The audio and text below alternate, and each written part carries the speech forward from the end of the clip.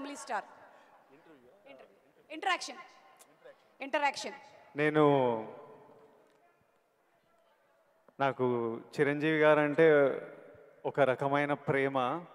ఓ స్టార్లా కాదు, ఒక ఫాదర్లీ ప్రేమ ఉంటుంది చిరంజీవి గారి తరపున. మా నాన్నతో కూర్చొని నేను చాలా మాట్లాడుకుంటా, చాలా క్వశ్చన్లు అడుగుతా. చిరంజీవి గారిని 2-3 సార్లు కలిశాను. నా సినిమాలను సపోర్ట్ చేయడానికి, నన్ను సపోర్ట్ చేయడానికి ఎన్నోసార్లు వచ్చారు. కాకపోతే మాట్లాడే టైం కుదరదు. సో ఈరోజు నేను చైర్లు పెట్టమన్నా మీ తరపున, నా తరపున కొన్ని మా నాన్నని ఎట్లా అడుగుతానో క్వశ్చన్స్, నాకు చిరంజీవి గారి గురించి, తన జర్నీ గురించి, మనందరికీ నాకు యూజ్ అయ్యేటివి, మీకు యూజ్ అయ్యేటివి ఏమైనా వస్తాయేమో, అలాంటి క్వశ్చన్స్ నేను అడగాలనుకున్నా.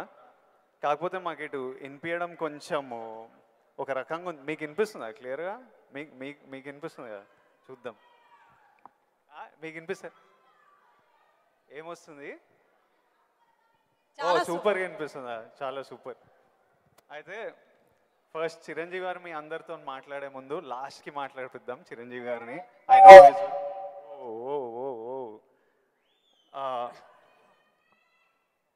First of all Chiranjeevi garu, we all love you.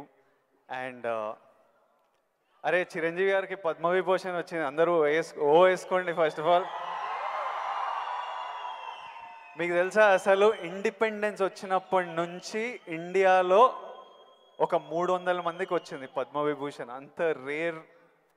అంత రేర్ అవార్డ్ అది చిరంజీవి గారికి మన తెలుగు స్టేట్స్ నుంచి వచ్చింది. మనం అందరం చాలా గర్వంగా ఫీల్ అవుతున్నాము. సో చిరంజీవి గారికి చప్పట్లు అందరికి. First of all let's celebrate. Thank you Vijay. ఇప్పుడు చిరంజీవి గారు, నేను క్వశ్చన్లకు వచ్చేస్తా. నాకు చాలా డౌట్లు ఉన్నాయి. ఫస్ట్ ఆఫ్ ఆల్ అంటే నేను మీ ఏవి చూస్తున్నప్పుడు మా అందరికీ మీ జర్నీ తెలుసు. ఆ జర్నీ చూసినప్పుడల్లా మళ్ళీ లోపల ఎమోషన్ కలుగుతుంటుంది. ఇప్పుడు నేను ఈరోజు ఇక్కడ ఉంటానని నేను ఎప్పుడు అనుకోలేదు. ఫర్ ఎగ్జాంపుల్ మా నాన్న మిమ్మల్ని ఫస్ట్ టైం షేర్ చేసినప్పుడు మా నాన్న కన్నీళ్ళు వచ్చేసినాయి. ఎందుకంటే మిమ్మల్ని స్క్రీన్ మీద చూసి ప్రేమించి అదొక ఎమోషన్. ఎస్పెషలీ ఆ టైమ్స్లో అదొక విపరీతమైన ఎమోషన్. అలాంటిది మా కొడుకు వల్ల నేను చిరంజీవి గారితో స్టేజ్ మీద ఉన్నా, నన్ను కౌగిలించుకుంటున్నారు అన్నది ఇంటికి వచ్చిన తర్వాత కూర్చొని మాట్లాడుకునే ఎన్నో రోజుల మొన్నటి వరకు కూడా మాట్లాడుకునే ఇన్సిడెంట్ అది. అంత స్ట్రాంగ్ ఎమోషన్. సో నాకు తెలియదు, మా నాన్నకు తెలియదు మేము ఈరోజు ఇక్కడ ఉంటామని. మీరు ఎప్పుడన్నా ఊహించారా ఈరోజు మీరు మెగాస్టార్ చిరంజీవి అవుతారని? మీకు ఈ పద్మభూషణ్, పద్మవిభూషణ్, ఇంత గుర్తింపు, ఇంత ప్రేమ అవుతారని మీరు ఎప్పుడన్నా, మీరు యంగ్ ఉన్నప్పుడు ఎలా ఆలోచించేవారు? ఎప్పుడన్నా ఊహించారా? ఇది నా ఫస్ట్ డౌట్. ఆ ఊహ ఒకే రోజు మొదలవలేదు. నా ఇంట్రెస్ట్ నేను అలా పెంచి పోషించుకుంటూ వెళ్ళే తరుణంలో నాకు కొన్ని విజువల్స్ అనేది నాకు కనపడుతూ ఉండేవి, ఊహించుకుంటుండేవాడిని. దానికి కారణం బహుశా నాకు చిన్నప్పుడు ఏర్పడిన చిన్న తారసపడినటువంటి చిన్న ఇన్సిడెంట్స్. నేను 10th క్లాస్లోను, డిగ్రీల్లోనూ డ్రామాలు వేసినప్పుడు, కాలేజీ బెస్ట్ యాక్టర్ వచ్చినప్పుడు, స్కూల్ బెస్ట్ యాక్టర్ వచ్చినప్పుడు నేను నడుచుకుంటూ వెళ్తుంటే అందరూ ఇతనే ఆ సినిమాలో, ఆ కథలు అవి ఆ నాటికలో చేసింది అది అని అందరూ పొగుడుతుంటే మొత్తం చాలా గర్వంగా ఉండేది. అది రుచి మరిగే నేను ఆ రకంగా నా మైండ్ సెట్ లేదా ఒక బీజం లాంటిది నాకు ఆ క్షణానే పడింది అనుకుంటాను నేను నటుడు అవ్వాలని. ఒక నటుడైతే ఇంతమంది అటెన్షన్ ఉంటుందా? మన కాలేజీ ఫస్ట్ వచ్చినా సరే ఇంతమంది మన ఇంకా చూడరే, అలాంటిది నటుడు అయితే, సెలబ్రిటీ అయితే ఇంత ఇదిగా ఉంటుందా అన్నది అక్కడి నుంచి దాన్ని నర్చర్ చేసుకుంటూ పెంచి పోషించుకుంటూ అలా అలా వచ్చిన అవకాశాలను సద్వినియోగం చేసుకుంటూ ఆల్వేస్ నా దృష్టి ఏంటంటే నేను ఏదో నడుచుకుంటూ వెళ్తుంటే కొన్ని 100 మంది 1000 మంది నన్ను చూస్తారు, చూడాలి అంటూ అలా అలా అలా day after day, year after year పెరుగుతూ వచ్చినమాట వాస్తవం. సినిమాల్లోనే రాణించాలి, సినిమాల్లోనే ఉండాలి అంటూ నా ఇష్టదైవమైన ఆ ఆంజనేయ స్వామిని నేను స్మరించుకుంటూ, ఆయనతో సంభాషించుకుంటూ, ఆయనతోటి బేరసారాలు ఆడుతూ, నువ్వు నన్ను ఆ పొజిషన్ తీసుకెళ్తే నేను నీ కోసం ఈ త్యాగాలు చేస్తాను, నీ కోసం ఇంత క్రమశిక్షణతో ఉంటాను, నన్ను ఆ పొజిషన్ తీసుకువెళ్ళు అంటూ నిరంతరం ఆయనతో ఇంటరాక్ట్ అవుతూనే వచ్చేవాడిని. దేవుడు అనేవాడు ఉన్నాడా లేడా అనే దాని గురించి కానీ దేవుని నమ్మకం అనేది పక్కన పెడితే దేవుడు అనేది నథింగ్ బట్ ఈ ప్రకృతి. దేవుడు is nothing but our inner consciousness, అంతరాత్మగా నువ్వు ఏదైతే ఫీడ్ చేస్తావో, ఏదైతే సో చేసుకుంటూ నర్చర్ చేస్తూ నీళ్లు పోసుకుంటూ పెంచి పోషించుకుంటావో, one day you have to attain that, you have to reach that goal. అదే ఈరోజు జరిగింది. ఇప్పుడు మీరు కాబట్టి నీకు షార్ట్ ఆన్సర్ ఎస్, ఊహించాను, ఈ పొజిషన్ రావాలని ఊహించాను, అందుకే వచ్చాను. మీరు ఓకే స్కూల్లో నటించారు, ఆ ప్రేమ మీకు నచ్చింది, ఈ పొజిషన్ సినిమా మీకు ప్రేమ, సినిమాలో ఈ పొజిషన్కి రావాలనుకున్నారు, ఊహించారు. కానీ ఫస్ట్ టైం ఆ డెసిషన్ మీరు తీసుకొని మీ అమ్మా నాన్న వాళ్ళతోనూ చెప్పింటారు కదా, ఇప్పుడు ఊరు నుంచి సిటీకి రావాలి, నా కెరియర్ ఇదనుకుంటున్నాను అన్నప్పుడు మీ ఫ్యామిలీ వాళ్ళు ఎలా రియాక్ట్ అయ్యారు దానికి? నా అదృష్టం కొద్దీ మా నాన్నగారికి కూడా చిన్న సినిమా పిచ్చి ఉంది. అందుకని ఆయన అందులో రాణించలేకపోయారు. కానీ కొడుకు వెళ్తానంటే ఆయనకి ఇష్టమే, కానీ ఏమో అక్కడ పరిస్థితులు ఎలా ఉంటాయో, ప్రతికూల పరిస్థితులు ఏముంటాయో, తను రాణించగలడా లేదా అన్నది నాకున్నంత నమ్మకం నాన్నగారికి లేక సంశయించారు. లేదు నాన్న, నేను ఖచ్చితంగా వెళ్తాను, అది ఇది నువ్వు జస్ట్ పంపించు అని అంటే, సరే నాన్న అయితే వెళ్ళు, ఇన్స్టిట్యూట్ చేరతానన్నావు కాబట్టి, టెక్నికల్గా నేను నేర్చుకుని వస్తున్నావు అంటున్నావు కాబట్టి I will appreciate and welcome it. But only thing is, ఒకవేళ రాణించలేకపోతే ICAW చేరు, నైట్ కాలేజెస్, అదేనా టైం వేస్ట్ లేకుండా ఉంటుందంటే ఆయన కోసం చేరేది తప్ప నేను అందులో డౌట్ ఉండి అటు కాకపోతే ఇటు అనే డౌట్ నాకు లేదు. అందుకని ఆయన కోసం చేరాను. 6 నెలల్లో ICAW ఆపేశాను, ఇదే కంటిన్యూ చేసి వచ్చాను. ఫిల్మ్ ఇన్స్టిట్యూట్లో ఉండగానే మొదటి సినిమా, ఆ తర్వాత రెండో సినిమా, ఆ సినిమా ఫినిష్ అవ్వకుండా మూడో సినిమా, అట్లా వరుసగా వచ్చినాయి విజయాలు. ప్రౌడ్లీ ఐ కెన్ సే, నాకు భగవంతుడు ఆఫీసులకి ఫోటోలు తీసుకెళ్ళి, సార్ ఇది నా ఫోటో సార్, నేను యాక్ట్ చేస్తాను సార్ అని చెప్పే ఒక పరిస్థితి నాకు కల్పించలేదు. అది చాలా గర్వంగా ఫీల్ అవుతాను. ఆ భగవంతుడు, ఆ ఆల్మైటీ నాకు ఇచ్చేటువంటి ఒక ప్రైడ్గా ఫీల్ అవుతాను. నేను ఎక్కడికి ఏ ఆఫీస్కి వెళ్ళలేదు. నేను ఆ ఫస్ట్ సినిమా మీకు ఎట్లా వచ్చింది సార్? అది కూడా కాకతాళీయం. అంటే ఇది చాలామంది తెలిసేమో అనుకుంటున్నాను. నేను మళ్ళీ చెప్పరా వద్దా, ఆపేద్దామా? సరే చెప్తాను అయితే. ఓకే, నేను ఇన్స్టిట్యూట్ చేరుతున్నాను 78 మేకి నా ఫిల్మ్ ఇన్స్టిట్యూట్ కోర్స్ అయిపోతుంది. 1978కి 77 ఇనీషియల్గా అంటే జనవరి ఆ ప్రాంతంలో నా స్నేహితుడు సుధాకర్ అని వాడు మంచి అవకాశం వచ్చింది. కానీ పునాది రాళ్ళు అనే సినిమాలో 5గురిలో ఒక వేషం చేయాల్సి వచ్చింది. ఆ వేషం చేస్తే నా సినిమాలో నువ్వు చేయలేవు, వద్దు అని భారతీ రాజా గారు అన్నారు. నాకు వెళ్ళి వాళ్ళ దగ్గర నో చెప్పాలంటే భయంగా ఉంది, నువ్వు కొంచెం వస్తే కనుక నేను నో చెప్తాను, కొంచెం ఉంటుందంటే వాడికి భరోసాగా పదరా వెళదాం అని చెప్పి వెళ్ళాను.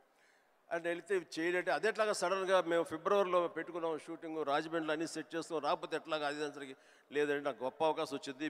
కిళకే పోగు రైలు, తూర్పుకు వెళ్ళే రైలు అని ఆ సినిమా తమిళ్లో. అండ్ దానికి సరే ఏమైతే చేయడండి, మావాడు అనవసరం, వాడు కెరీర్ పాడు చేయకండి, పదరా అని వచ్చాను. ఆగే ఒక నిమిషం, నువ్వు చేస్తావా అని. నేనా, నా ఫిల్మ్ ఇన్స్టిట్యూట్ మేక్ అవుతుంది, అప్పుడుగా నేను చేయకూడదు, ఇట్స్ కమిట్మెంట్ అని మ్యాండేట్ అన్నాను. ఆ తర్వాత 2వ రోజు వచ్చి నా ఇంటి ముందు కూర్చున్నారు వాళ్ళు.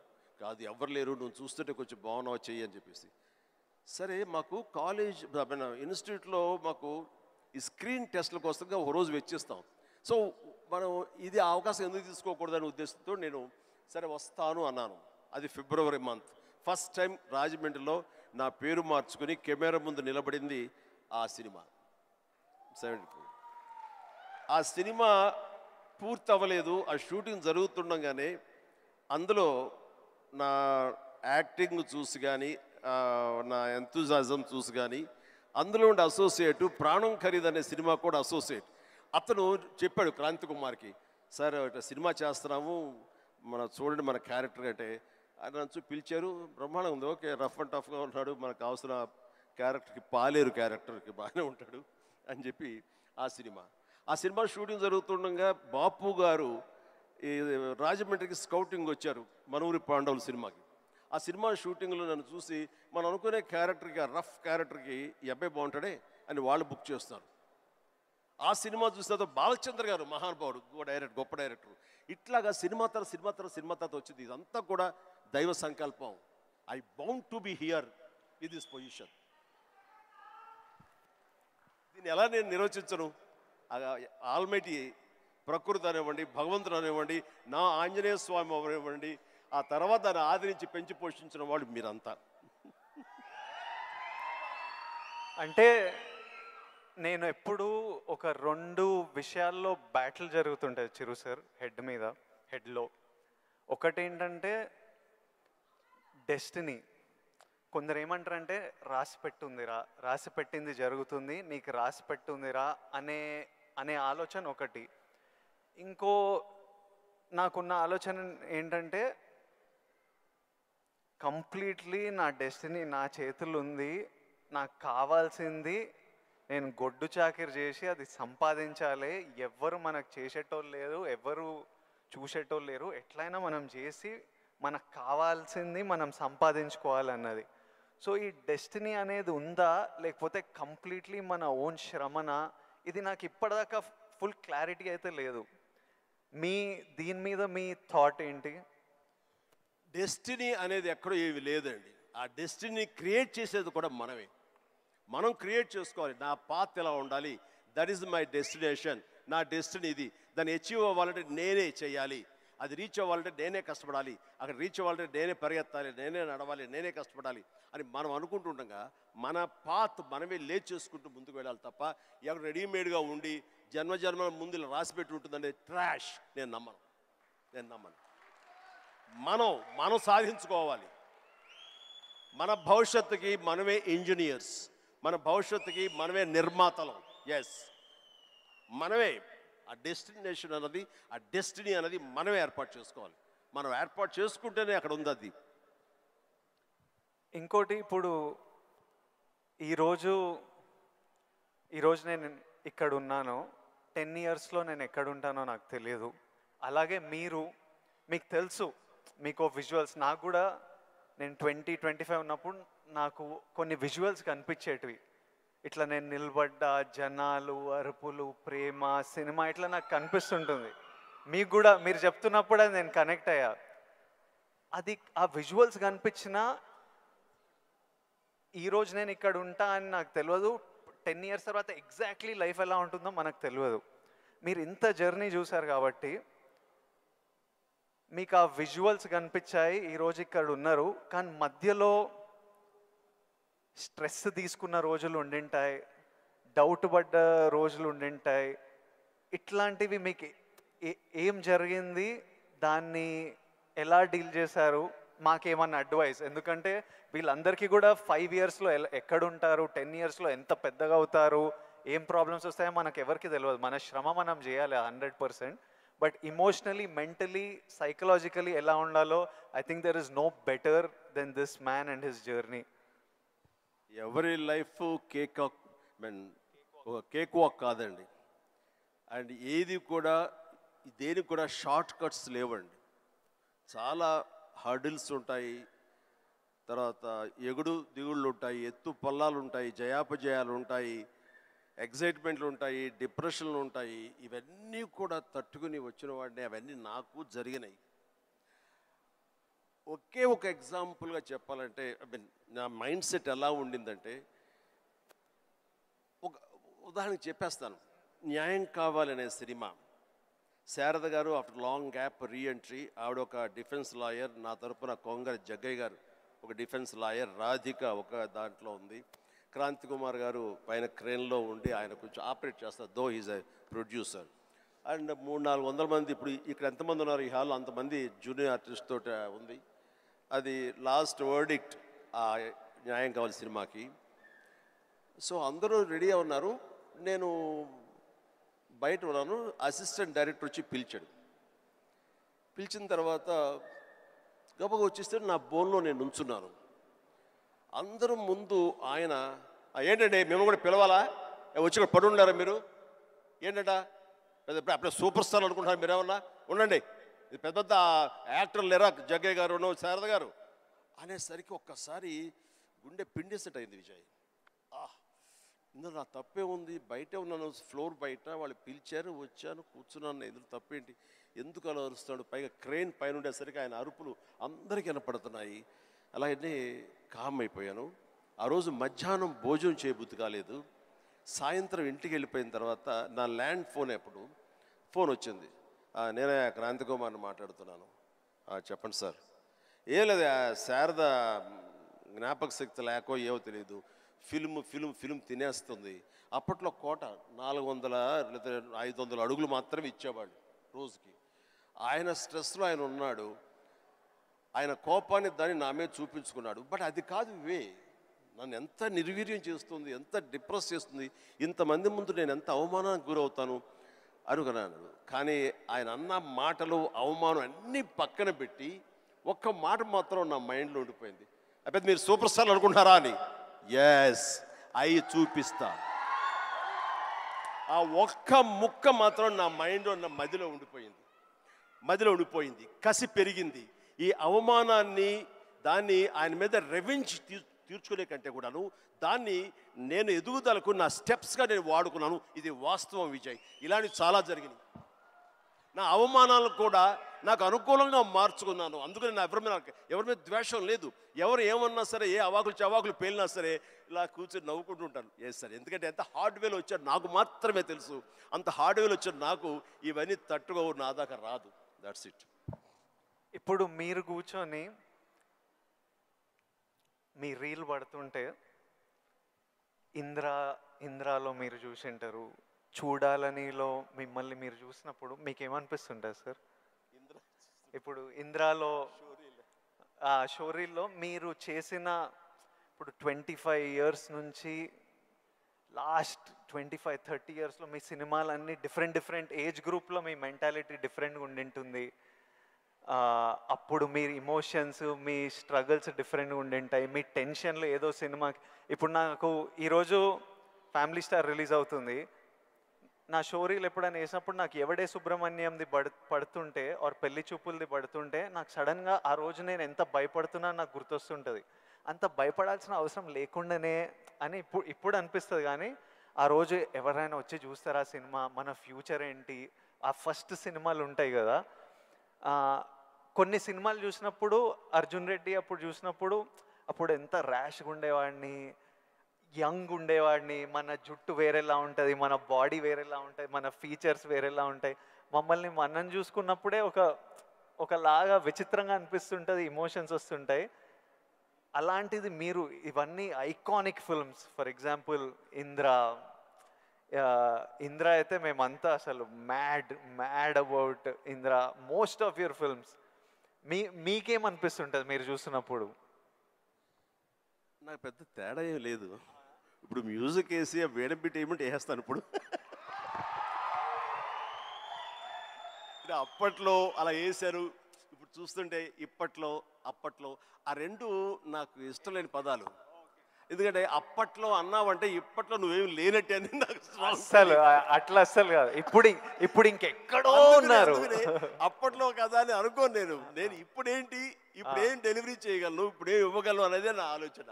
అలాగే ఉంటుంది. ఇప్పుడు మీరు అన్నట్లు ఇందాక షోరీలు చూస్తుంటే వైనాట్ వేస్తాను ఇప్పుడు కావాలంటే అనిపిస్తుంటుంది. దానికి కావాల్సిన ఉంటుంది. అంటే ఫిజికల్గా అప్పుడంత యాక్టివ్గా ఉంటామా లేదా అనే దాని మీద మనది మభ్య పెట్టుకోకూడదు. కానీ బట్ మిగతా ఎనర్జీ కానీ జోష్ కానీ అదే హుషారు, అదే రక్తం, అదే తీరు అంటే మాత్రం ఏం తేడా లేదు. అది ఎప్పుడు. కానీ ఒకటి మీరు అన్నట్లుగా నేను అర్జున్ రెడ్డిలో చూస్తుంటే ఆ రోజు నా కాన్ఫిడెన్స్, నేను నా హెయిర్ స్టైల్, నా పొగరు, ఇవన్నీ చూస్తుంటే అవన్నీ మీ పెట్టుబడులు. అది మీ క్యారెక్టరైజేషన్. నా ఉద్దేశం, నా సలహా ఏంటంటే ఎప్పుడు వాటిని వదులుకోకండి. అవన్నీ కూడా మీకు మీ క్యారెక్టర్ నిలబెట్టేటటువంటి మీ చుట్టూ ఉండే కంచు కోటలు అవి. దాని నుంచి ఎప్పుడు షార్ట్ అవడం కానీ దాన్ని అలా ఉండదు. ఎప్పుడు అదే పొగరుతో ఉండండి, అదే యాటిట్యూడ్తో ఉండండి. You will be loved by many millions of the people. అది మీ ఎస్సెట్. అది ప్రతి వాళ్ళకు ఒక ఎస్సెట్ ఉంటుంది. నేను తల్లగా అరే ఏమో దొబ్బుతున్నారు ఏంట్రా బాబు అన్నానుకో, ఆ డైలాగ్ నాకు అతకదు, నీకు అతుకుతుంది, నేను లైక్ చేస్తాను అట్లా. అందుకని మన దగ్గర ఏవే ప్లస్ పాయింట్స్ ఉంటాయో వాటిల్లోనే మనం మనం ఓన్ చేసుకోవాలి, వాటితోనే మనం ఇంటరాక్ట్ అవ్వాలి, వాటితోనే మనం అట్రాక్ట్ చేసుకోగలగాలి. అందుకనే అవి మీ అసెట్స్ ఏమున్నాయో అది ముందు గుర్తించాలి. ఏ ఏ క్వాలిటీస్ అయితే ప్రజలు, ప్రేక్షకులు, ముఖ్యంగా మీ అమ్మాయిలు లైక్ చేస్తున్నారో దాన్ని మాత్రం వదులుకోవద్దు అంటారు. వదులుకోవద్దు. Yeah, please do it. Thank you sir. ఇంకొకటి, మన ఇన్ఫ్లుయెన్సర్స్ తరపున ఇప్పుడు మనం రిలీజ్కి ఎట్లా స్ట్రెస్, మొన్న చాలామందితో మాట్లాడుతుండే, మనం రిలీజ్కి ఎట్లా ఫీల్ అవుతామో, సినిమా మంచిగా ఆడాలి, మంచిగా ఆడకపోతే మనకు ఎనర్జీ పోతుంది కొన్ని రోజులు. వాళ్ళకు మనకి ఇయర్లీ 1-2 ఉంటే వాళ్ళు రోజు ఒక రీల్ పెడుతుంటారు, రోజు ఒక వీడియో పెడుతుంటారు, ఆర్ వీక్లీ పెడుతుంటారు. పెట్టిన ప్రతిసారి వాళ్ళకి ఆ రీల్ ఎంత రీచ్ అయింది, ఎంతమంది చూశారు, ఎన్ని లైక్లు వచ్చాయి, వీటి మీద చాలా స్ట్రెస్ పడుతుంటారు. మళ్ళీ మనకు క్రిటిసిజం వచ్చినట్టు వాళ్ళకి క్రిటిసిజం వస్తుంటుంది. సో నన్ను అడుగుతున్నారు, మీరు ఎలా డీల్ చేస్తారు ఈ క్రిటిసిజంతో? మనకు సినిమా నడవనప్పుడు ఇష్టం వచ్చినట్టు అందరు మాట్లాడుతుంటారు, అది పార్ట్ ఆఫ్ లైఫ్. వాళ్ళకి ఇంకా మీరు వచ్చినప్పుడు, ఇది ఇంకోటి, మీరు వచ్చినప్పుడు ఇట్లా సోషల్ మీడియా ఇలాంటివి లేవు. అప్పుడు క్రిటిసిజం, ఈరోజు క్రిటిసిజం, ట్రోలింగ్ ఇవన్నీ ఇట్లా అంటుంటాం. ఆ రోజు మీకేముండేవి ఆ టైంలో, అండ్ దాన్ని మీరు ఎలా డీల్ చేసేవారు? విజయ్, దీనికి కూడా నాకు జరిగిన ఒక సంఘటన చెప్తాను. గ్రోయింగ్ స్టేజ్లో, సరిగ్గా మీరు అందరూ వినాలి, గ్రోయింగ్ స్టేజ్లో మనం చాలా వల్నరబుల్గా ఉంటాం, బిక్కుమంటూ ఉంటాం, రాణిస్తామా రాణించమా అనే సమయంలో. ఇలాంటి సమయంలో మనం ఎప్పుడు కూడాను పాజిటివ్ అట్మాస్ఫియర్ ఉన్న చోట మాత్రమే ఉండాలి. అది ఏర్పరచుకోవటం మన చేతుల్లో ఉంది. నేను ఇంకా సినిమాలు స్టార్ట్ అవ్వలేదు. పాండీ బజార్, టీ నగర్, మెడ్రాస్, అక్కడ ఒక ఏరియా ఉంటుంది. అక్కడ చాలామంది సరదాగా ఈవినింగ్ కబుర్లు చెప్పుకోవడానికి వస్తారు. వచ్చినప్పుడు వాళ్ళ దగ్గర నేను సరదాగా వెళ్తే ఒక ఫ్రెండ్ తీసుకెళ్ళాడు, రా సరదా కూర్చొని ఒక టీ తాగి వచ్చేద్దామని. ఏంట్రా మీ ఫ్రెండా? ఎవరు? ఏం పేరు? శివశంకర్ వరప్రసాద్ అండి. ఆహా, ఓకే. ఏంటి సినిమాలో వేషాలు వేద్దామనా? అవునండి. అబ్బో, ఏ వేషాలు అంటే? అవకాశం ఉంటే హీరోగా చేద్దామని. రే ఇట్లారా, వీడు ఎంత అందంగా ఉన్నాడు చూడు, వాడు ఫోక్లోర్ ఫేస్, ఎంత చక్కటి ముక్కు ఎక్కువ, వాడికే దిక్కుద్ది వాడు లేదు, ఈయన హీరో అయిపోతాడట. అరే బాబు, మేమంతా అదే పరిస్థితి రా, చాలే అన్నాడు. ఎందుకు హుషారుగా వెళ్ళిన వాడిని తిరిగి ఎంతో నిస్సారంగా డల్ అయిపోయి రూమ్కి వచ్చాను. వచ్చిన వాడిని ఎందుకు వెళ్ళానా అక్కడికి అని, నేను ఏ వ్యక్తిత్వ వికాస్ పుస్తకాలు చదవలేదు, ఏ గురువులు లేరు, ఏ సద్గురువులు లేరు, నాకు ఎవ్వరూ లేరు. ఆ టైంలో నా ఆంజనేయ స్వామి నేను ఇంటరాక్ట్ అవుతాను, చేసుకుంటాను, నా బాధలు ఆయనతో చెప్తాను, ఆయన నాకు సమాధానం చెప్పినట్లుగా నాకు అనిపిస్తుంది, ఆ సూచనలు తీసుకుంటాను, తద్వారా అలాగే నేను వెళుతూ ఉంటాను. నేను ఎవరు వెళ్ళమన్నారు అక్కడికి? వాళ్ళందరూ దిక్కుమాలి ఎదవలు కదా, ఫ్రస్ట్రేటెడ్ పీపుల్. అక్కడికి వెళ్తే నీకు ఉత్సాహం వచ్చేస్తాను అనుకుంటావా? మన ఇద్దరం కూర్చున్నాం కదా, మన ఇద్దరు సరదాగా మాట్లాడుకుంటున్నాం కదా, నేను ఎంకరేజ్ చేస్తున్నాను కదా, ఎవడెళ్ళమన్నాడు రా అని. అవును స్వామి, తప్పైపోయింది, నేను వెళ్ళకూడదు, చిచ్చి చాలు. ఆ క్షణం నుంచి, ఇది I'm talking about 1977 somewhere mid, ఆ రోజు నుంచి మళ్ళీ పాండీ బజార్ వైపు నేను వెళ్ళలేదు. మనం నెగిటివిటీ ఉన్న చోటకు వెళితే, మనం కన్సాలిడేట్ అవుతాం వెళితే కనుక మనం షార్టర్ అయిపోతాం.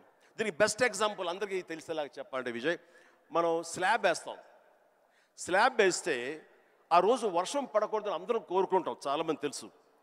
వర్షం చుక్క ఒక్కటి పడితే ఆ రోజున మొత్తం స్లాబ్ అంతా మళ్ళీ వేయాల్సి వస్తుంది, మొత్తం నిరుపయోగం అయిపోతుంది.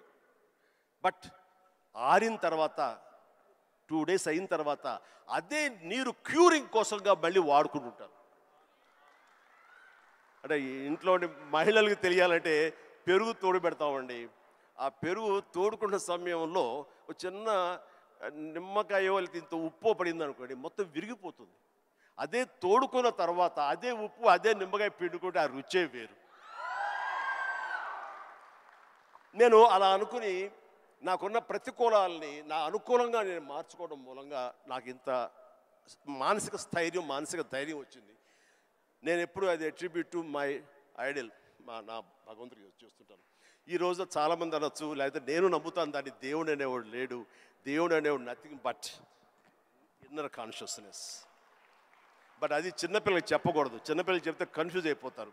సో భగవంతుడు ఉన్నాడనే నమ్మండి, భగవంతుడి ఇంటరాక్ట్ అవ్వండి. ఇవన్నీ కూడా లేటెస్ట్ స్టేజ్లో ఇవి నాతో నేను సంభాషించుకోవడం తర్వాత తెలుస్తుంది. బట్ ఎస్ దట్ హౌ నన్ను నేను మార్చుకుంటూ మలుచుకుంటూ ఈ స్టేజ్కి వచ్చాను. ఇప్పుడు ఒక చిన్న కాంప్లికేషన్ సార్, మా జనరేషన్ ఇప్పుడు కొత్తగా మీకు కూడా మనందరికీ ఒక చిన్న కాంప్లికేషన్ ఏంటంటే, అప్పుడు మీరు వీళ్ళు ఫ్రస్ట్రేటెడ్ వాళ్ళు పాండి బజార్లో కూర్చున్నారు, అక్కడ వెళ్ళొద్దు, నెగటివిటీ నుంచి దూరంగా ఉండాలి, మనం ఎందుకు అక్కడ వెళ్ళాలని దూరంగా ఉండి మీ పని మీద మీరు ఫోకస్ చేశారు. ఇప్పుడు ఇంటర్నెట్ వచ్చేసరికి మనం ఎక్కడ పోవక్కర్లే, మనం పాండి బజార్ వెళ్ళకపోయినా వాళ్ళు ప్రతి దగ్గర చుట్టుపక్కల అందరికీ ఉంటారు, వాళ్ళ వీడియో వాళ్ళు చేసుకుంటే కింద ఎవడో వచ్చి వేస్తూనే ఉంటారు.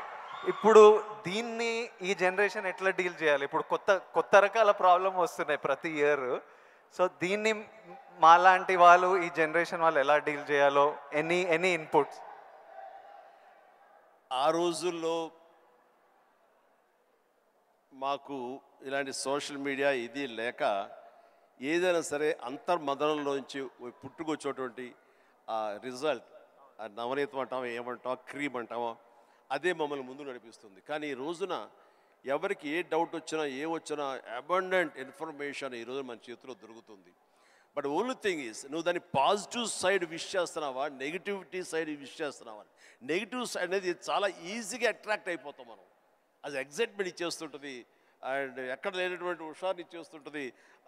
అది అలా కాదు, ఇది హుషారు ఇవ్వకపోవచ్చు, బట్ ఇది జీవితాన్ని ఇస్తుంది.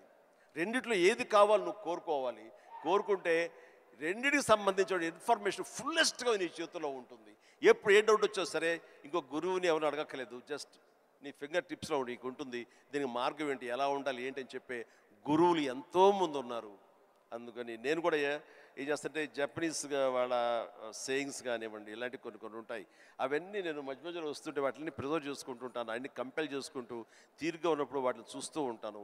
అవి 1-2 సార్లు నేను ఓన్ చూసుకుంటుంటే నా క్యారెక్టర్ అది హెల్ప్ అవుతాయి అనుకుంటాను. అలాగా ఈరోజు నిజంగా బోల్డ్ అంత ఇన్ఫర్మేషన్ ఉంది. అండ్ సీక్రెట్ అనే ఒక బుక్ నేను ఒక 20 ఏళ్ల క్రితం చదివాను.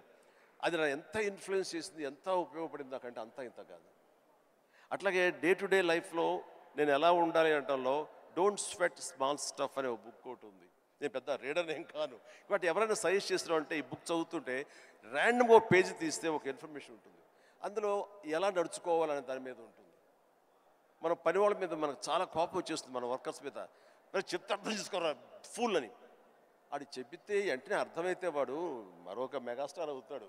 వాడు ఆ పరిస్థితి ఎందుకు ఉంటాడు, తన స్థాయి తన ఐక్యూ అలాగే ఉంటుంది కాబట్టి వాడికి నువ్వు అడ్జస్ట్ అవ్వాలి. So better try to live with the imperfection అన్నాడు. అది నీకు హాయిని చేకూరుస్తుంది. వాడికి ఇన్పర్ఫెక్షనే కాబట్టి ఓపిక ఇంకోసారి చెప్పుకో, అర్థమయ్యేలాగా ఇంకోసారి చెప్పుకో. అంతేగాని అది మన మనసులో అనుకున్నామో లేదో, మన నోటు దాటిందో లేదో బ్రహ్మాండంగా అర్థం చేసుకోవడానికి వాడేమి నీ లెవెల్ ఆఫ్ ఐక్యూ కాదు కాబట్టి నీ దగ్గర పనిచేస్తున్నాడు. సో అట్లాగా ప్రతి నా రొటీన్ లైఫ్లో నన్ను నేను చక్కగా నా జీవితం తీర్చిదిద్దుకోవడానికి ఈరోజు మీరన్న ఈ ఇన్ఫర్మేషన్ సోషల్ మీడియా నాకు ఉపయోగపడుతుంది. అండ్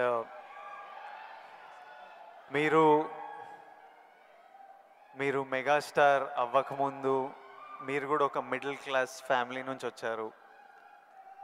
వీళ్ళంతా మీరు ఈ సక్సెస్ చూసే ముందు all of you have come from struggling families, wanting to change your life, wanting big dreams.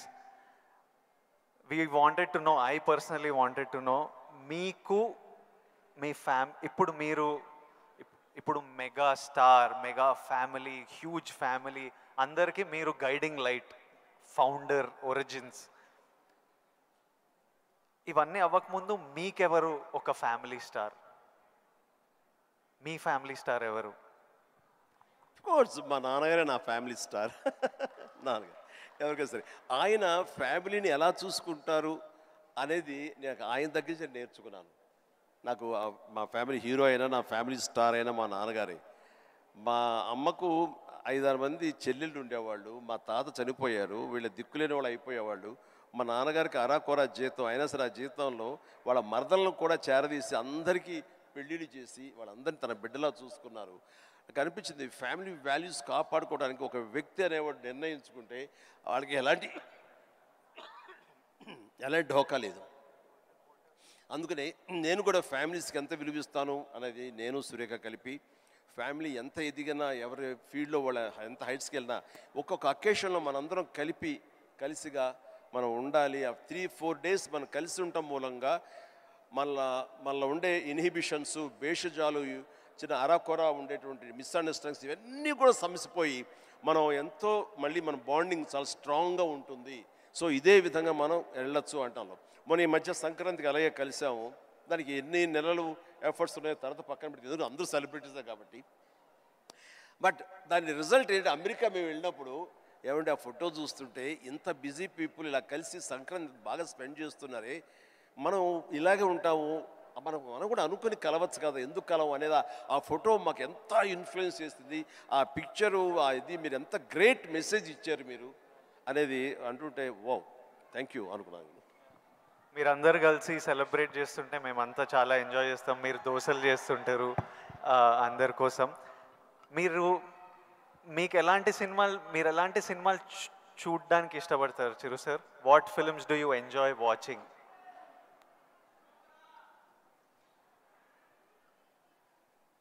చెప్తే నవ్వుతారు వాళ్ళు, తెలియాలి మా అందరి క్యూరియాసిటీ. ఎందుకంటే మా ఇంట్లో నవ్వుతారు. అది Mickey Mouse, Laurel and Hardy ఇలాంటి సినిమాలన్నీ చూస్తుంటాను. అండ్ ఇది మన ఇలాంటి సినిమాలన్నీ కామెడీ సినిమాలు చూస్తుంటాను.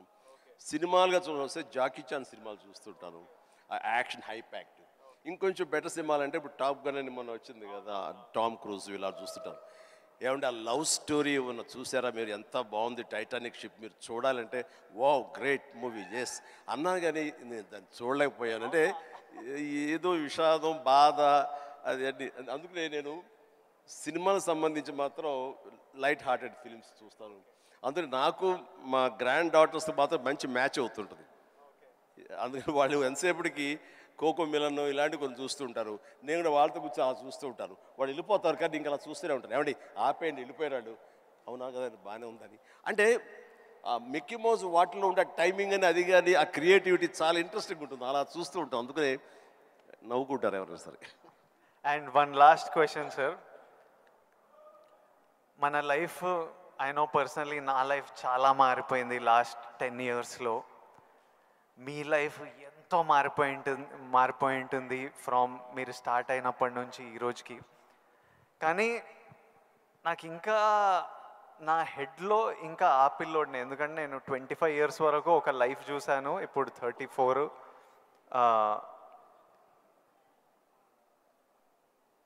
ఐ వాంట్ టు నో, ఇంకొన్ని అలవాట్లు అలా ఉండిపోతాయి. ఫర్ ఎగ్జాంపుల్ కొన్ని మిడిల్ క్లాస్ అలవాట్లు, అలానే మీరు ఎంత లగ్జరీ ఎంత డబ్బు చూస్తున్నా కొన్ని హ్యాబిట్స్ అలా ఉండిపోతాయి. ఫర్ ఎగ్జాంపుల్ నేను ఇప్పటిదాకా నా షాంపూ బాటిల్ అయిపోతే ఇంకా దాంట్లో నీళ్లు నింపి ఇట్లా షేక్ చేసి పోసుకొని అప్పుడే బాటిల్ పడేస్తాను, లేకపోతే నా వల్ల కాదు పడేయడం. అట్లాంటిది మీకేం హ్యాబిట్స్ ఉన్నాయి ఈ రోజు వరకు?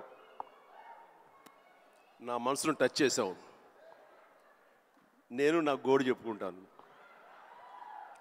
లైట్లన్నీ ఆన్ చేసి వెళ్ళిపోతానండి, నేను మళ్ళీ వెళ్ళి అన్నీ ఆఫ్ చేసుకుంటూ వెళ్తానండి. టెల్ మీ ఒక 5 చెప్పండి ఇలాంటివి. అలాగా తర్వాత హీటర్ ఆన్ చేస్తారు, గీజరు అంత స్నానం అయిపోతే వెళ్ళిపోతారు, నేను ఎత్తుక్కుని గీజరు ఆన్ చేస్తాను. ఇప్పుడు టెన్షన్ ఎక్కువైపోయి ఏం చేస్తారంటే నా మొబైల్లోనే మా ఇంట్లో ఉండే ఆల్ లైట్స్, ఏసీస్ ఇవన్నీ. మీరు నమ్మరు, ఇవాళ చరణ్ ఏదో బ్యాంకాక్ వెళ్ళిపోయాడు, వెళ్ళిన తర్వాత ఆవిడ ఫ్లోరు క్లోజ్ చేశారు, ఏమన్నా లైట్లు ఆన్ చేసి వెళ్ళిపోయారు ఏంటో చెప్పేసి మొబైల్ యాప్ ఓపెన్ చేసి అరే చాలా 5-6 లైట్లు ఆన్ చేస్తున్నాయి, ఎవరి కోసం ఇవి చూసుకోరు వెధవలు అని చెప్పేసి మొత్తం అంతా కలిపి అన్నీ ఆఫ్ చేసుకుని వచ్చాను. దీన్ని మిడిల్ క్లాస్ మెంటాలిటీ అంటారు. ఇది అవసరం ఈ రోజున. వాటర్ కూడా ఎక్కువ. Yes thank you. ఈ రోజున నువ్వు అంటున్నావు నువ్వు షాంపూ చెప్పావు కదా, నేనేం చేస్తాను చెప్పనా, అయిపోయిన సోపులన్నీ కలిపి గట్టిగా కంప్రెస్ చేసి, ఇది నిజమండి నమ్మరు, ఇది చెబితే సో ఇలా నీళ్లు పోసుకునే కుదించి ఆఖరిగా షాంపూ అది నేను వాడతాను. అందుకనే ఆయన చెప్పగానే ముందు నాకు చాలా రిలేట్ అయ్యాను నేను. సో సోప్ ముక్కలన్నీ కలిపి కంప్రెస్ చేసి అదో సోప్ లాగా వాడి అది వాడతాను. అంటే మన మెంటాలిటీ అలా ఉంది, అలా చేయాలి ఈ రోజున. అలాగే వాటర్ కూడా నేను చెప్తాను, ఈ వాటర్ క్రైసిస్ రాబోతున్నందుకు ఈ మధ్య మేము బెంగళూరులో హౌస్ కట్టామండి. బెంగళూరులోని ఎంత నీటి ఎద్దడి ఉందని మీకు అందరికీ తెలుసు. అక్కడ ఇంకుడు గుంటల్లాగా పెట్టి వాటర్ని గ్రౌండ్లో ఆ వాటర్ బెడ్స్ మెయింటైన్ చేయడం కోసం ఎవరు ప్రయత్నాలు చేయలేదు. అలాంటివి చేయాలని చెప్పేసి నేను 1 year బ్యాక్ నేను అన్నీ ఏర్పాటు చేశాను. ఇప్పుడు ఈ మధ్య దాన్ని ట్వీట్ చేశాను, ఇలా చేశాను బెంగళూరులో నా ఇంట్లో. ఇది ప్రతి ఒక్కరు చేసే కనుక ఆ నీటి రిజర్వ్ కన్జర్వేషన్ మనం ప్రొటెక్ట్ చేసుకోవచ్చు అని చెప్పి ఇది చాలా అవసరం అండి. ఇది ఇలాంటివన్నీ కూడా చూసేవాళ్ళకు ఉంటుంది. రేపు పొద్దున మేము సంద కలిపి సోపు ముక్కలని మడతపెట్టి అని రాస్తారు, అది ఎగత్తాళిగా రాస్తారు. మీరు దాని నుంచి నీతిగా రాయండి, 10 మందికి ఉపయోగపడుతుంది. వాటర్ ఇంత జాగ్రత్తగా మన షాంపులు కానీ విజయ్ దేవరకొండ, చిరంజీవి లాంటి వాళ్ళు ఇలా వాడుతున్నారు. వాళ్ళు సూపర్ స్టార్స్ అయ్యి ఉండొచ్చు, లగ్జరీ లైఫ్ అయితే అయి ఉండొచ్చు. అయిపోగా తీసి పడేరండి, అందులో నీళ్లు పోసుకుంటూ షేక్ చేసుకుంటూ వాడతారు. సోపు ముక్కల్ని 4-5 ముక్కల్ని అతికించుకుని ఒక సోపుగా చేసుకుని మళ్ళీ ఏదో వారం పాటు వాడుకుంటారండి. అండ్ ఒక ట్యాప్ ఓపెన్ చేసి షేవింగ్ చేసుకున్న ఇంకోటి చేసుకున్న ఆ వాటర్ని వేస్ట్ చేయకుండా ప్రొటెక్ట్ చేసుకుంటారండి. లైట్స్ అన్నీ ఆఫ్ చేసుకున్నావా లేదా, గీజర్ అన్నీ ఆఫ్ చేసావా లేదా అని వస్తూనే చూసుకుంటూనే ఉంటామండి, despite our busy schedules. So సామాన్యులకి ఇంకెంత బాధ్యత ఉంది, చెయ్యాలి.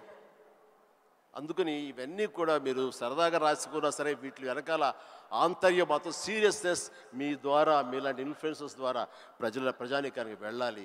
ప్రతి వాళ్ళు ఉండాలి. అందరూ తల ఒక చేయిస్తేనే, సో ఒక బిందు కలిస్తేనే సింధు అన్నట్లుగా మీరు అందరూ అనుకుంటేనే నీటి ఎద్దడి లేకుండా జరుగుతుంది, ఈ పవర్ కట్ లేకుండా జరుగుతుంది. అందుకని ఆ రకంగా ఇన్ఫ్లుయెన్సర్స్ వీళ్ళందరూ ఉపయోగపడాలి. చాలా మంచి క్వశ్చన్ వేసి టచ్ చేసాం. నాకు ఒక్క డౌట్ వస్తుంది విజయ్, రేపు మీ సినిమా రిలీజ్ కదా, ఆ సినిమా గురించి కదా మాలాంటి వాళ్ళు అడిగితే మీరు చక్కగా చెప్తే వాళ్ళకి క్యూరియాసిటీ ఉంటుంది. నా గురించి, నా గతం గురించి ఎందుకు చెప్పు. ఇదే ఇంట్రెస్టింగ్ సార్, ఇది మా అందరికీ పనికొచ్చే యూస్ఫుల్. నేను మిమ్మల్ని కలిసినప్పుడల్లా ఈ టాపిక్ మాట్లాడదామని కూర్చుంటా, కానీ మీకు షార్ట్ రెడీ మిమ్మల్ని ఎప్పుడు సెట్స్ మీద కలుస్తా, లేకపోతే ఈ ఫంక్షన్లలో కలుస్తా. ఈరోజు మంచిగా నాకు ఆపర్చునిటీ దొరికింది. అండ్ ఐ నో నాలాంటి వాళ్ళు ఎంతోమంది ఇది వినడానికి వెయిట్ చేస్తుంటారు. ఎందుకంటే మీ జర్నీ మనకి ఇన్స్పిరేషన్ మన చుట్టుపక్కల నుంచే తీసుకోవాలి. నేను యాక్టర్ అవుదామని నేను ఫిక్స్ అయినా, నేను యాక్టర్ అవుతా, నేను యాక్టర్ కాదు చాలా పెద్ద యాక్టర్ అవుతా అని చెప్పేవాడిని. ఒక్క సినిమా లేదు చేతిలో, కానీ ఇట్లాంటి ముచ్చట చెప్పేవాడిని. కానీ ట్రై చేసినప్పుడు నాకు అర్థమైంది ఇది ఈజీ కాదరా, అసలు ఆఫీసులకే ఎంట్రీ ఇస్తలేరు అన్నప్పుడు. సో నేను రోజు ఇంట్లో ఒక 2-3 years అట్లా ఇంట్లో కూర్చొని ఇంకా కొంచెం లో అయిపోతుంటే డాడీ అప్పుడు మీ గురించి చెప్పేవారు, అరే చిరంజీవి గారు మీ స్టోరీ చెప్పేవారు, మీరు ఎట్లొచ్చారు, ఎట్లా మీ పర్ఫార్మెన్స్తోని, మీ బిహేవియర్తోని, మీ ఇంటెలిజెన్స్తోని మీ జర్నీ గురించి మాట్లాడి, and he reminded me that you came from nowhere. And నాకు అరే ఇంకొకరు వచ్చి ఈరోజు అప్పటికి మీరు మెగాస్టార్, అరే ఎవరో ఫ్రమ్ నథింగ్ వచ్చి మెగాస్టార్ అయ్యారంటే మనం ఎందుకు కాలేమో, అవ్వచ్చు కదా అని నేను మీ జర్నీ నుంచి అది తీసుకున్నా. సో ఈరోజు ఈ కాన్వర్జేషన్ నుంచి ఎంతోమంది ఎన్నో డీటెయిల్స్ తీసుకుంటారు, ఎవరికో ఎలానో హెల్ప్ అవుతుంది అన్న నమ్మకం, అందుకే ఈ కాన్వర్జేషన్. అండ్ ఫ్యామిలీ స్టార్ గురించి April 5th వస్తుంది. మిగతా కంటెంట్ అంతా మీరు చూసారు, ఇంకా చెప్పే అవసరం లేదు. ఈరోజు బుకింగ్స్ కూడా ఓపెన్ అయిపోయాయి. ఐ నో దట్ చిరంజీవి గారు చూసిన తర్వాత విపరీతంగా ఎంజాయ్ చేస్తారు. చిరంజీవి గారికి గీతా గోవిందం కూడా చాలా ఇష్టం. గీతా గోవిందం చూసి మా సక్సెస్ మీట్కి వచ్చి ఎంతో ఎంజాయ్ చేశారు కాబట్టి మా సక్సెస్ మీట్కి వచ్చి మాతో సెలబ్రేట్ చేశారు. అండ్ ఐ నో ఇది నెక్స్ట్ లెవెల్ ఆఫ్ గీతా గోవిందం ఉంటుంది కాబట్టి చిరంజీవి గారికి హ్యూమర్ ఇష్టం కాబట్టి. ఇంకోటి చెప్పాలి మీకు, నేను సినిమాలు చేస్తుంటే ఎప్పుడు మా టీం ఒకటి ఉంటుంది, నా ఫ్రెండ్స్, నా మేనేజర్, వాళ్ళు ఎప్పుడు విజయ్ నువ్వు ఎప్పుడు ఇట్లా సీరియస్ సినిమాలు చేస్తావు, ఎప్పుడు ఏదో రియలిస్టిక్గా ఉండాలని, ఇట్లా కాదు, మేము యాజ్ ఫ్యాన్స్ మా హీరో అల్లరి చేస్తుంటే స్క్రీన్ మీద ఎంజాయ్ చేస్తాము అని నేను అర్థం చేసుకోకపోయేవాడిని. ఊరికే మీ ఎగ్జాంపుల్ ఇచ్చేవారు, చిరంజీవి గారు స్క్రీన్ మీద అల్లరి చేసి డ్యాన్స్ చేసి అట్లా మమ్మల్ని ఎంటర్టైన్ చేస్తే మేము ఎంత ఎంజాయ్ చేస్తాము అని నాకు గుర్తు చేసి మీ సినిమాలు రిలీజ్ అయినప్పుడల్లా నాకు పంపిస్తారు ఈ చూడు. ఇప్పటిదాకా మొన్న వాల్టేర్ వీరయ్య అవి కూడా పంపిస్తూ చూడు చిరంజీవి గారు ఇట్లా చేస్తే మేము థియేటర్లో ఎంత ఎంజాయ్ చేసామని. ఫైనల్గా అల్లరి చేసిన చిరంజీవి గారు ఈ సినిమాలో, and they are all happy my team. So hopefully you will enjoy the film too. And finally should we surprise Chiranjeevi garu? Should we do the surprise last? దానికన్నా ఒక్క సెకండ్ ముందు we have a few more activities. Actually మీకు నేను ఉన్నానని గుర్తు చేద్దాం అనుకున్నా. So all the very best. ఎందుకంటే నాకు గీతా గోవిందం, పరశురామ్ అండ్ తన దీంట్లో నాకు చాలా ఇష్టం. అందుకని అండ్ మాకు ఒక్కొక్క సినిమా రిలీజ్ అయ్యే ముందు ఎంత ఉంటుందంటే ఈ రోజుకి ఇన్ని సినిమాలు రిలీజ్ అవుతుంటే ఫస్ట్ సినిమా రిలీజ్ అవుతుంది అంత కంగారుగా అంత ఇదిగా ఉంటుంది. సో తన హార్ట్ నేను ఇప్పుడు చూడగలను. అది 100-200 కొట్టుకుంటూ ఉంటుంది సినిమా రేపు రిలీజ్ అయ్యి పెద్ద హిట్ అయింది అనేంతవరకు. సో ప్లీజ్ మన కష్టం వృధా కాదు, డెఫినెట్లీ పెద్ద హిట్ అవుతుంది, డెఫినెట్ బాగుంటుంది. అందులో ఫ్యామిలీ మ్యాన్ అనేసరికి మన